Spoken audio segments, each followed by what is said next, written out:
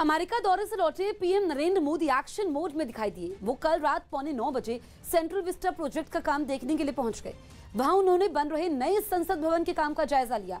PM Modi करीब 1 घंटे तक वहां पर मौजूद रहे। पीएम नरेंद्र मोदी के इस दौरे की जानकारी किसी को भी पहले से नहीं थी। ऐसे में जब पीएम रात करीब 8:45 बजे वहां पहुंचे तो हर कोई हैरान रह गया। उन्होंने सिर्फ सेंट्रल विस्टा प्रोजेक्ट के निर्माण कार्य का निरीक्षण ही नहीं किया, बल्कि उन्होंने उन मजदूरों से भी विस्तार से बातचीत की जो दिन रात इस प्रोजेक्ट को समय रहते पूरा करने की कोशिश में जुटे हैं। मजदूरों के अलावा पीएम मोदी ने वहां मौजूद अधिकारियों और इंजीनियरों से बातचीत की। उन्होंने प्रोजेक्ट की हर बारीकी को समझने की कोशिश की। इंजीनियरों ने पीएम को एक नक्शे के जरिए सेंट्रल विस्टा प्रोजेक्ट के बारे में विस्तार से बताया। इस बीच उन्होंने इंजीनियरों को कुछ निर्देश भी दिए। पीएम खुद सीढ़ी चढ़कर अलग अलग जगहों का जायजा लेते देखे गए। पीएम मोदी ने सुरक्षा मानकों का ध्यान रखा हुआ था। सिर पर उन्होंने हेलमेट पहना हुआ था। नए भवन संसद भवन के 2022 में तैयार हो जाने की उम्मीद है। नया संसद भवन त्रिकोणीय आकार का होगा। साल 2022 में देश के 75वें स्वतंत्रता दिवस तक इसके तैयार होने की उम्मीद है।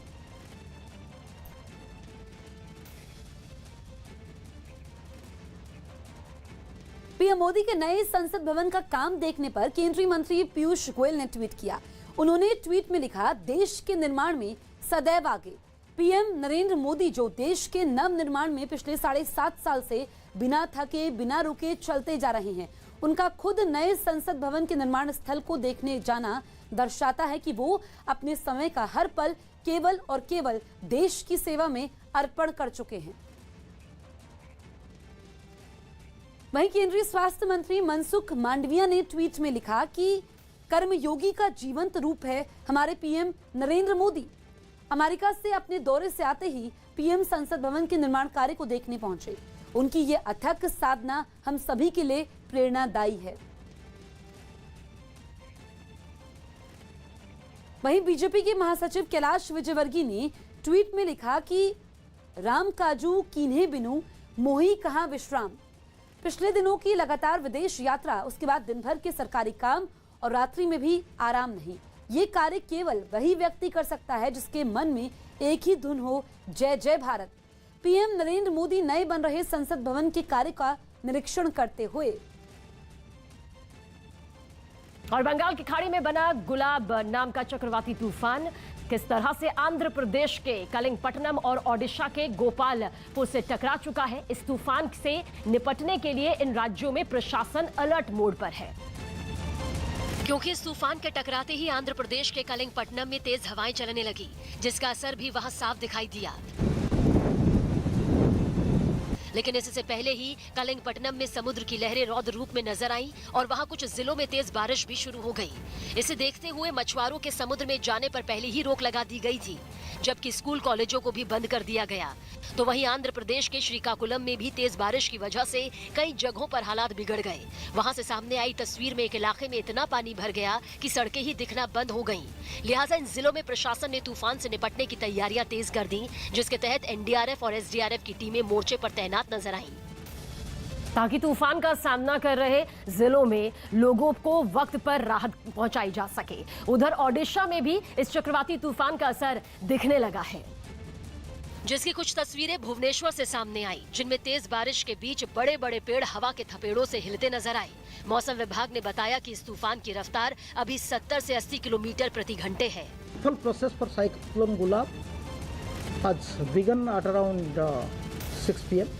मौसम विभाग के इस अनुमान को देखते हुए राज्य के मुख्यमंत्री नवीन पटनायक ने प्रदेश के 11 जिलों के डीएम के साथ वीडियो कॉन्फ्रेंसिंग के जरिए बैठक की, जिसमें मुख्यमंत्रियों ने तैयारियों को लेकर अधिकारियों से बात की और उन्हें जरूरी निर्देश भी दिए गए ताकि राज्य में तूफान से प्रभावित होने वाले लोगों को किसी तरह की कोई परेशानी यहां ना हो और राज्य के 11 जिलों में लोगों तक फौरन मदद भी पहुंचाई जा सके, क्योंकि इन जिलों में तूफान का सबसे ज्यादा असर देखने को मिलेगा।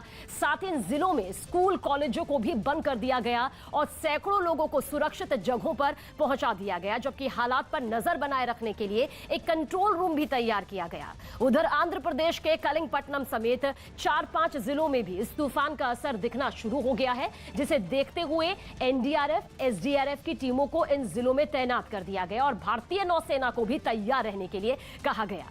तो वहीं प्रधानमंत्री नरेंद्र मोदी ने तूफान का सामना करने वाले राज्यों को हर संभव मदद देने का भरोसा यहां पर दिया है। यूपी में अगले साल होने वाले विधानसभा चुनाव से ठीक पहले मुख्यमंत्री योगी आदित्यनाथ ने अपनी कैबिनेट का विस्तार किया, जिसमें कांग्रेस छोड़ बीजेपी में शामिल हुए जितेंद्र प्रसाद समेत 7 नए मंत्री बनाए गए, जिन्हें राजभवन में हुए शपथ समारोह में राज्यपाल आनंदीबेन पटेल ने पद और गोपनीयता की शपथ दिलाई। शपथ लेने वालों में सबसे बड़ा चेहरा जितेंद्र प्रसाद रहे, जिन्हें कैबिनेट मंत्री बनाया गया, जबकि 6 को राज्य मंत्री बनाया गया। मैं जितेंद्र प्रसाद ईश्वर की शपथ लेता हूं। अपने नेता को मंत्री बनाए जाने की खबर मिलते ही जितेंद्र प्रसाद के समर्थक जश्न में डूब गए और एक दूसरे को मिठाई खिलाकर अपनी खुशी का इजहार किया। इसी तरह बरेली से बीजेपी विधायक छत्रपाल गंगवार को भी मंत्रिमंडल में शामिल किए जाने के बाद उनके समर्थकों ने पार्टी का झंडा लहराकर एक दूसरे का मुंह मीठा कराकर जश्न मनाया। इस शपथ समारोह में मुख्यमंत्री योगी आदित्यनाथ भी मौजूद रहे, जिन्होंने शपथ लेने वाले सभी नए मंत्रियों को फूलों का गुलदस्ता देकर बधाई दी। इस मौके पर राज्य के डिप्टी सीएम केशव प्रसाद मौर्य ने दावा किया कि इस नई टीम की बदौलत बीजेपी एक बार फिर 300 से ज्यादा सीटें जीतने में सफल होगी। लक्ष्य जो हम लोगों का 300 पार का है, उस लक्ष्य को लेकर के हम काम कर रहे हैं। निश्चित तौर से यह पूरी टीम बहुत सबल है, सजग है। इस मंत्रिमंडल विस्तार को राज्य में अगले साल होने वाले विधानसभा चुनाव की तैयारी के तौर पर भी देखा जा रहा है। आजादी के अमृत महोत्सव के तहत इंडियन एयरफोर्स ने श्रीनगर में डल झील के ऊपर शानदार एयर शो का आयोजन किया। भारत अपने 75वें स्वतंत्रता दिवस को आजादी के अमृत महोत्सव के तौर पर मना रहा है, जिसकी कुछ शानदार झलकियां श्रीनगर में देखने को मिली। वह वायुसेना ने पहाड़ों से घिरी डल झील के ऊपर एयर शो का आयोजन किया। खूबसूरत डल झील इन विमानों की आवाज से गूंज उठी। सबसे पहले 3 सुखोई फाइटर जेट तेजी से उड़ते हुए आए और त्रिशूल फॉर्मेशन बनाते हुए झील के ऊपर नीले आसमान में गायब हो गए। कई दूसरे विमानों ने भी आसमान में एक से बढ़कर एक कलाबाजियां दिखाई। इसके बाद नंबर आया सूर्य किरण टीम का, जिसका वहां मौजूद लोगों को सबसे ज्यादा इंतजार था। सूर्य किरण टीम के 9 विमान डल के ऊपर उड़ते हुए आए और आसमान में छा गए। इन विमानों की लय, उनके संतुलन और उनकी कलाबाजियां देख लोग भी हैरान रह गए। श्रीनगर के एयर शो में अगर सबसे ज्यादा कोई चीज अट्रैक्ट कर रही थी, वो थी सूर्य किरण टीम की परफॉर्मेंस। जिस तरीके से आप देख रहे हैं, इस वक्त सूर्य किरण की टीम जो है हवा में है और लगातार जो है फॉर्मेशंस बदल रही हैं। ये सिलसिला यही नहीं रुका, क्योंकि विमानों के साथ पैराट्रूपर्स की आकाश गंगा टीम ने भी अपने करतब दिखाए, जिन्होंने डल झील के ऊपर उड़ रहे एक MI-17 हेलीकॉप्टर से छलांग लगाई और आसमान में तिरंगा लहराते हुए नीचे उतरे, जिनकी हैरान करने वाली तस्वीरें भी सामने आई। वहां एक के बाद एक कई पैराट्रूपर्स ने अपने ग्लाइडर के साथ छलांग लगाई और झील के ऊपर से उड़ते हुए नीचे उतरे। लेकिन सबसे ज्यादा स्वागत हुआ अमेरिका से आए चिनूक हेलीकॉप्टर का, क्योंकि इस हेलीकॉप्टर ने करतब के मामले में बाकी सभी को पीछे छोड़ दिया। एक चिनूक उड़ता हुआ डल के ठीक ऊपर पहुंचा और चक्कर काटने लगा। कुछ देर बाद वो हवा में एक ही जगह ठहर गया। पानी से सिर्फ कुछ फीट की ऊंचाई पर मंडरा रहे इस भारी भरकम हेलीकॉप्टर को देख लोग भी हैरान रह गए। श्रीनगर के इस एयर शो में अगर कोई सबसे ज्यादा करीब मशीन आई तो वो ये है चिनूक। ऐसा कि आप देख सकते हैं, ये US मेड चिनूक इंक्लूड किया गया है इंडियन एयरफोर्स में।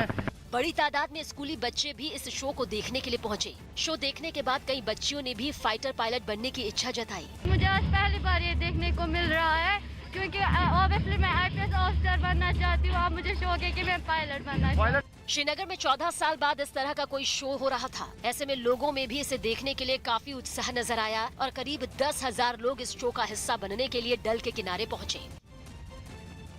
गुजरात के कुछ जिलों में हो रही लगातार बारिश से बाढ़ जैसे हालात बन गए। राज्य के जिन जिलों में इस बारिश का सबसे ज्यादा असर देखने को मिला, उनमें बनासकांठा भी शामिल है, जहां कुछ ही घंटों में इतनी बारिश हुई कि नदियां और नाले उफान पर आ गए और इनके पानी ने रिहायशी इलाकों में घुसकर उथल-पुथल मचा दी। वहां एक इलाके से सामने आई तस्वीर में एक नाले का पानी पूरी ताकत से गलियों में बहता नजर आया, जिसे देख आसपास मौजूद लोग सहम गए। बनासकांठा के दूसरे इलाकों में भी कमोवेश कुछ ऐसे ही हालात दिखाई दिए। ज्यादातर सड़कें तालाब की तरह नजर आने लगी और जो लोग रोजमर्रा के कामकाज के लिए अपने घरों से निकले, उन्हें पानी से भरी इन सड़कों से होकर गुजरना पड़ा। सबसे ज्यादा बुरे हालात तो निचले इलाकों में दिखाई दिए, जहाँ बाजारों में मौजूद दुकानों में बारिश का पानी घुस गया, जिससे व्यापारियों को काफी नुकसान उठाना पड़ा। चाहे कपड़े की दुकान हो या दवा की दुकान या फिर रेस्टोरेंट, कुछ भी इस आफत से बच नहीं पाया। 3 घंटे में 5 इंच बारिश होने के कारण सर्वत्र जलबंबाकार जैसी स्थिति हो गई है। सब दुकानों में 5 से 7 फुट पानी घुस गया है। आप देख सकते हो यहाँ पर जो करियाना की जो दुकान थी वो सब पानी में गरका हो गई। उधर छोटा उदयपुर जिले से भी ऐसी ही तस्वीरें सामने आई। वहाँ भी बारिश के पानी ने रिहायशी इलाकों में लोगों की मुसीबत बढ़ा दी, जबकि सड़कें भी किसी नहर की तरह नजर आने लगी। मौसम विभाग का अनुमान है कि आने वाले कुछ दिन इसी तरह बारिश का दौर राज्य के कुछ जिलों में जारी रह सकता है। अमेरिकी दौरे से लौटते ही पीएम ने अपने आवास पर अहम बैठक की। अमेरिकी दौरे से लौटते ही प्रधानमंत्री नरेंद्र मोदी ने अपने आवास पर एक अहम बैठक की। करीब 2.5 घंटे तक चली इस बैठक में गृह मंत्री अमित शाह, रक्षा मंत्री राजनाथ सिंह और बीजेपी अध्यक्ष जेपी नड्डा भी मौजूद रहे। लखनऊ में हुए किसान सम्मेलन में मुख्यमंत्री योगी आदित्यनाथ ने किसानों को बड़ा तोहफा दिया। उन्होंने गन्ने की एमएसपी 25 रुपए प्रति क्विंटल बढ़ाने का ऐलान किया, यानी गन्ना अब 325 की बजाय 350 रुपए प्रति क्विंटल में खरीदा जाएगा। उन्होंने प्रदेश में बंद पड़े चीनी मिलों को भी जल्द खोलने की घोषणा की। महंत नरेंद्र गिरी की रहस्यमय मौत की जांच कर रही सीबीआई की टीम ने प्रयागराज में मठ के उन लोगों से पूछताछ की जिन्होंने घटना वाले दिन उस कमरे को खोलकर शव को नीचे उतारा था। वहीं महंत की वसीयत में उत्तराधिकारी के तौर पर सामने आने वाले बलवीर गिरी से भी जांच एजेंसी ने सवाल जवाब किए। नक्सल समस्या पर गृह मंत्रालय की ओर से बुलाई गई अहम बैठक में नक्सल प्रभावित कई राज्यों के मुख्यमंत्री शामिल हुए। बैठक में गृह मंत्री अमित शाह ने नक्सल प्रभावित इलाकों में सुरक्षा के हालात की समीक्षा की। इस दौरान नक्सलियों के खिलाफ अभियान तेज करने और उन्हें आर्थिक मदद पहुंचाने वाले रास्तों को बंद करने पर भी खास तौर पर चर्चा की गई। वहीं गृह मंत्री ने 6 दशकों से विकास न होने को नक्सलवाद की बड़ी वजह बताया। जम्मू कश्मीर के बांदीपोरा में कई घंटों तक चली मुठभेड़ में सुरक्षा बल ने 2 आतंकियों को मार गिराया। मारे गए आतंकियों में एक बीजेपी नेता वसीम बारी की हत्या में भी आरोपी था। वहीं दूसरा आतंकी संगठन लश्कर-ए-तैयबा का कमांडर बताया गया। खबर है कि सुरक्षा बल ने आतंकियों को सरेंडर करने का मौका दिया था, लेकिन उन्होंने फायरिंग जारी रखी, जिसके बाद जवाबी कार्रवाई में उन्हें ढेर कर दिया गया। योगी सरकार के कैबिनेट विस्तार में कांग्रेस छोड़कर बीजेपी में आए जितिन प्रसाद को कैबिनेट मंत्री का पद मिल गया।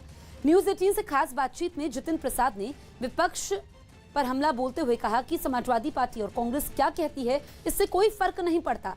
पार्टी ने जो जिम्मेदारी दी है उसे वो पूरा करेंगे।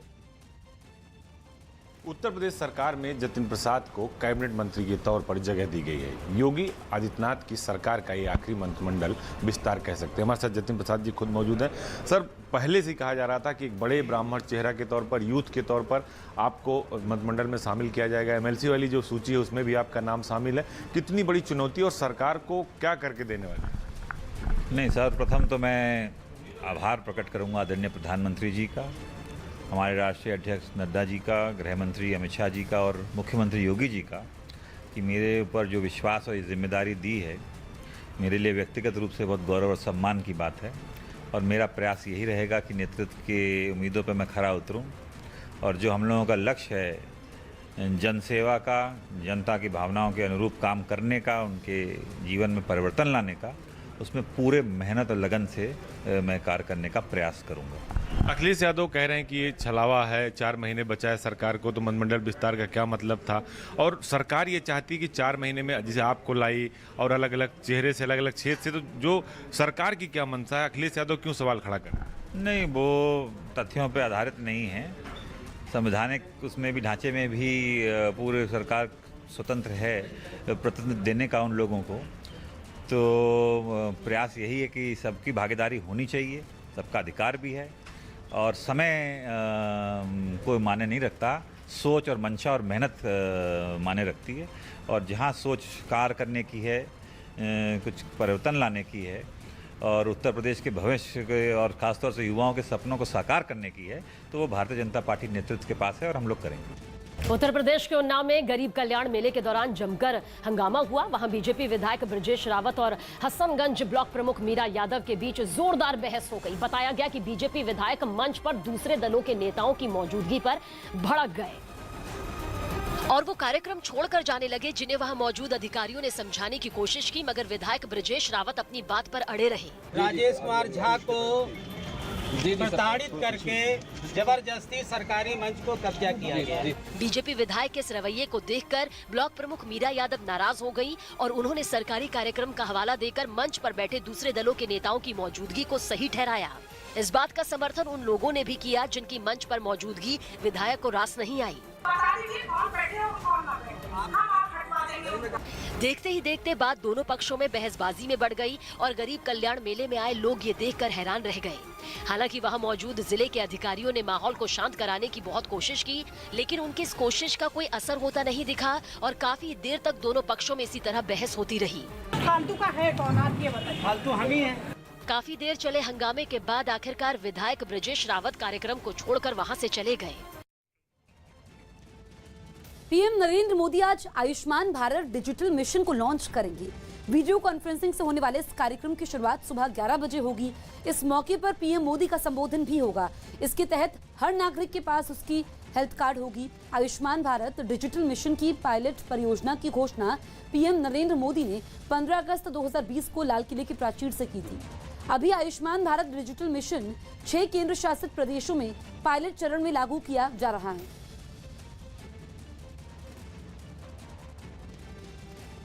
राजस्थान में आयोजित की गई शिक्षक पात्रता भर्ती की परीक्षा में कई जगहों पर भारी हंगामा देखने को मिला।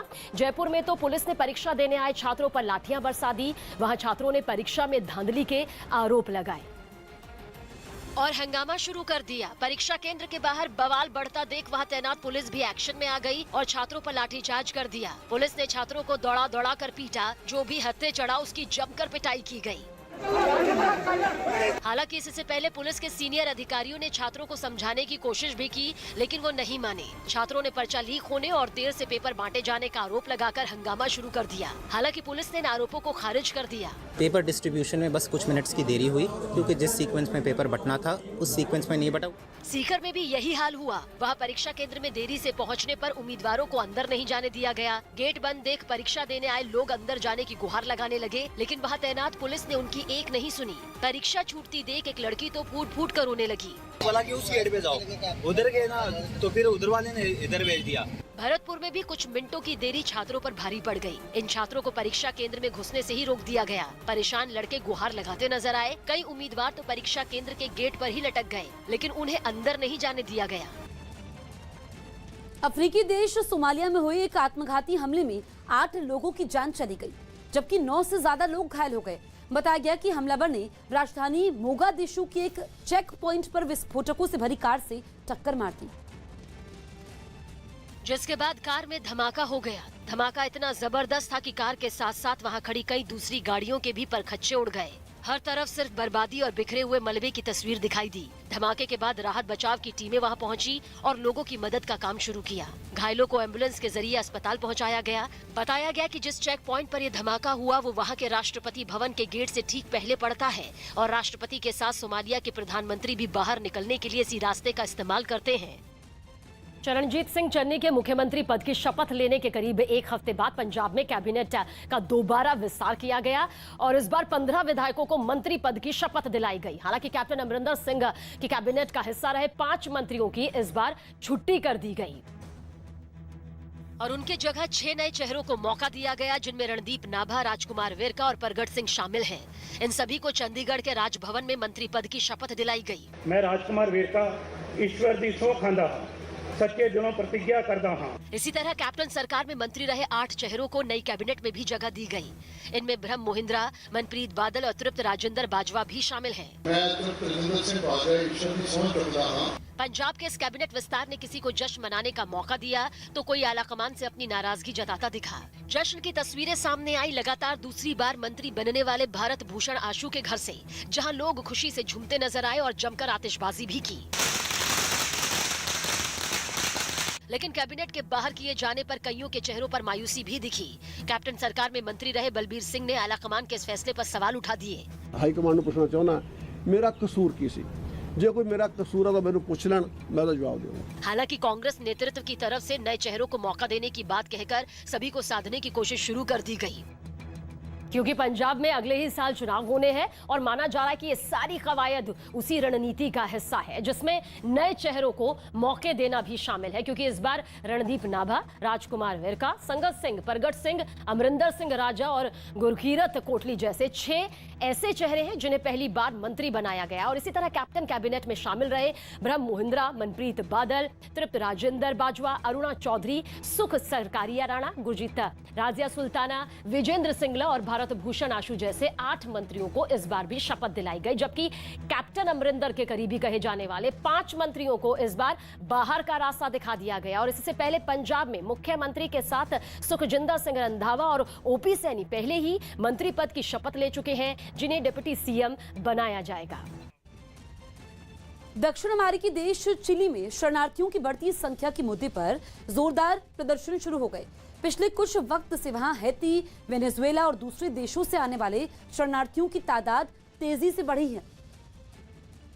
लेकिन वहां के स्थानीय लोग इन शरणार्थियों के विरोध में उतर आए। समंदर किनारे बसे इकीके शहर में तो इस मुद्दे पर जबरदस्त बवाल छिड़ गया। वहां सैकड़ों की तादाद में लोग सड़कों पर उतर आए और शरणार्थियों के खिलाफ नारेबाजी शुरू कर दी। जल्द ही इस प्रदर्शन में उपद्रव शुरू हो गया। कुछ प्रदर्शनकारियों ने शरणार्थियों के कैंप में तोड़फोड़ शुरू कर दी। इस दौरान आगजनी भी की गई। भीड़ ने शरणार्थियों के टेंट तोड़कर सड़क पर फेंक दिए और उनमें आग लगा दी। गुस्साए लोगों ने चिली की सरकार पर भी जमकर निशाना साधा।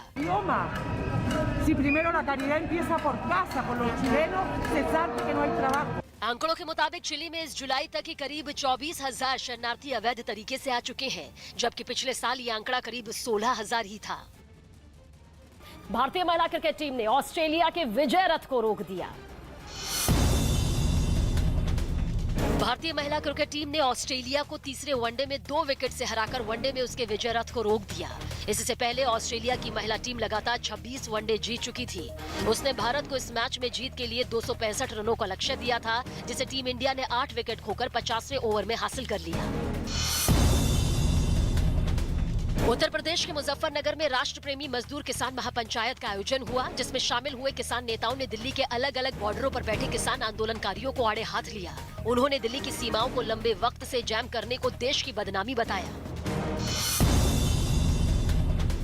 उत्तर प्रदेश के जालौन में एक मजार पर कब्जा करने को लेकर कमेटी के 2 पक्षों में विवाद इतना बढ़ गया कि उनके बीच मारपीट शुरू हो गई। यही नहीं, कुछ लोगों ने इस दौरान हवा में फायरिंग भी की, जिससे इलाके में दहशत फैल गई। इस हंगामे की खबर मिलते ही पुलिस वहां पहुंची और 12 से ज्यादा लोगों को हिरासत में लिया।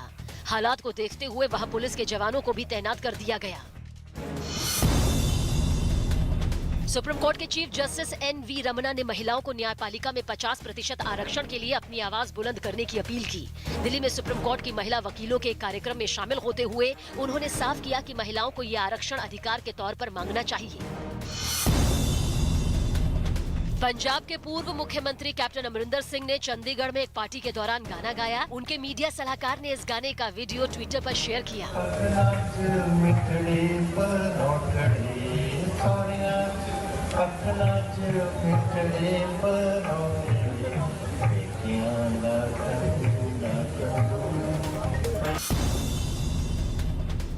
मुंबई के चैम्बूर इलाके में रेप के आरोपी को गिरफ्तार करने के बाद मुंबई पुलिस ने उसे कोर्ट में पेश किया, जहां अदालत ने उसे 30 सितंबर तक पुलिस कस्टडी में भेज दिया। आरोप है कि उसने एक दिन पहले एक लड़की का बलात्कार किया था।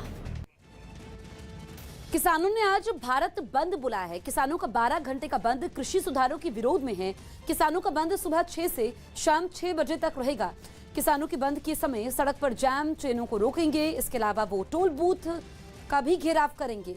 किसानों का भारत बंद होने से लोगों की परेशानी बढ़ सकती है। किसानों के बंद को विपक्ष की पार्टियों ने भी समर्थन दिया है। किसानों के प्रदर्शन की वजह से गाजियाबाद में कई रूट में फेरबदल किया गया है। यूपी में अतिरिक्त सतर्कता बरतने के निर्देश दिए गए हैं। किसान कृषि सुधारों के विरोध में पिछले 10 महीने से विरोध प्रदर्शन कर रहे हैं।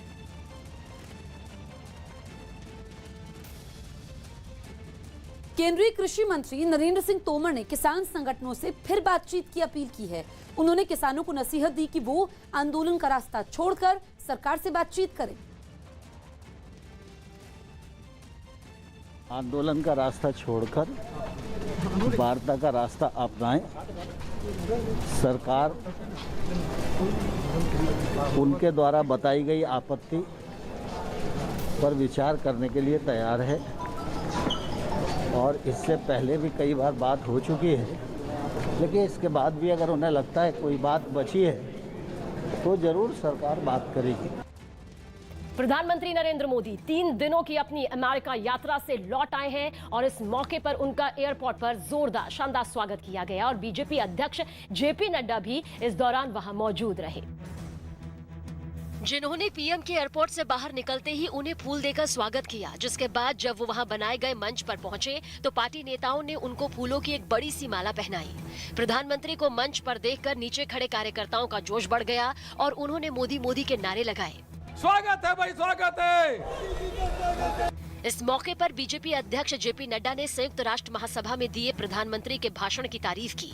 आपने जो कटु प्रश्न थे और दुनिया के लिए विषय बने हैं, उन पर भी आपने बेबाकी से 2 टूक शब्दों में अपनी बात को रखा है।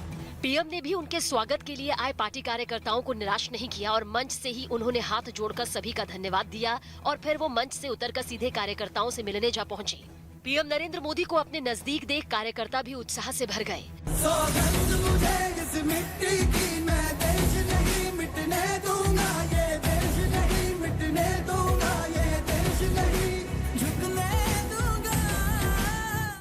इससे पहले उनके स्वागत के लिए सुबह से ही बड़ी संख्या में कार्यकर्ता एयरपोर्ट पहुंचे जो ढोल की थाप पर नाचते नजर आए, जबकि इस दौरान कुछ राज्यों के कलाकारों को भी वहां बुलाया गया था, जिनमें कोई डांस करता दिखा तो कोई ढोल बजाकर अपनी खुशी जताता नजर आया। खबर है कि अमेरिका से लौटते ही उन्होंने गृह मंत्री अमित शाह और रक्षा मंत्री राजनाथ सिंह के साथ एक बैठक भी की। यूपी के जालौन में एक दरगाह पर कब्जा करने के लिए 2 गुटों में मारपीट हुई। दोनों गुटों में पिछले कुछ समय से विवाद चल रहा था और जब ये विवाद बातचीत से नहीं सुलझा तो एक गुट के लोगों ने दरगाह पर धावा बोल दिया और वहां मौजूद दूसरे गुट के लोगों को खदेड़ दिया। हंगामा बढ़ा तो कई पुलिस वाले भी घटना वाली जगह पर पहुंच गए और दोनों पक्षों को शांत करने में जुट गए। लेकिन उनके लिए ये काम आसान नहीं रहा, क्योंकि दोनों तरफ के लोग भड़के हुए थे। इसलिए पुलिस वालों ने उन लोगों पर सख्ती बरती और दरगाह पर कब्जा करने के इरादे से पहुंचे लोगों को हिरासत में लेना शुरू कर दिया। आपस में झगड़े की स्थिति हुई, तत्काल पुलिस पहुंच गई मौके पर और स्थिति को शांति व्यवस्था कायम की गई। बताया गया कि विवाद के बाद दरगाह की देखरेख करने के लिए एक नई कमेटी बना दी गई थी, लेकिन पुरानी कमेटी के लोगों ने नई कमेटी को मानने से इनकार कर दिया।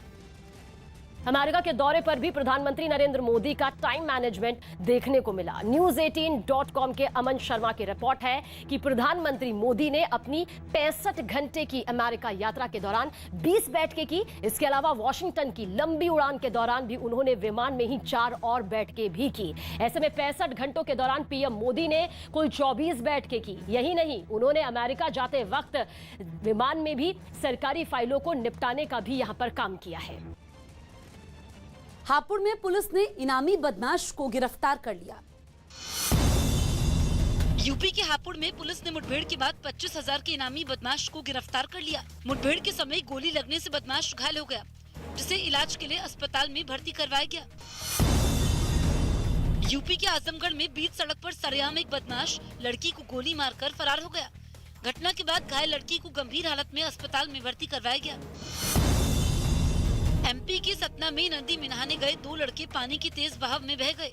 दरअसल गांव के 9 लड़के नदी में नहाने गए थे, लेकिन पांव फिसलने की वजह से 2 लड़के तेज बहाव में बह गए। झारखंड के कोडरमा में कुछ लोगों ने घर पर हमला बोल दिया। जमीन विवाद में हुई इस लड़ाई में कई लोग घायल हो गए। वहीं मारपीट का वीडियो सामने आने के बाद पुलिस ने 2 लोगों को गिरफ्तार कर लिया। हरियाणा के पलवल में बच्चों के खेल के समय हुए विवाद में 2 पक्षों में जमकर मारपीट हुई, जिसमें कई लोग घायल हो गए।